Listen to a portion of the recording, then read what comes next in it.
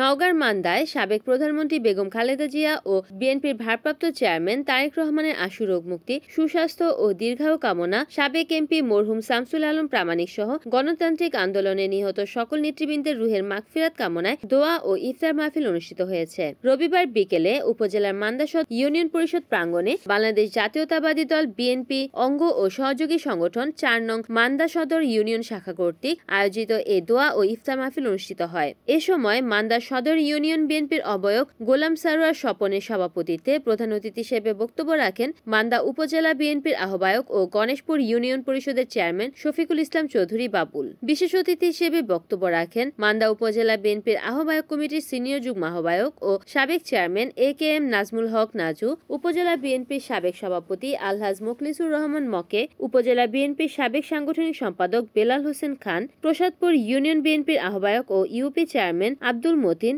উপজেলা যুবদলের সিনিয়র যুগ্ম আহ্বায়ক আব্দুল জলিল সহ উপজেলা ও ইউনিয়ন বিএনপি ও অঙ্গ সহযোগী সংগঠনের নেতৃবৃন্দরা বক্তব্য রাখেন।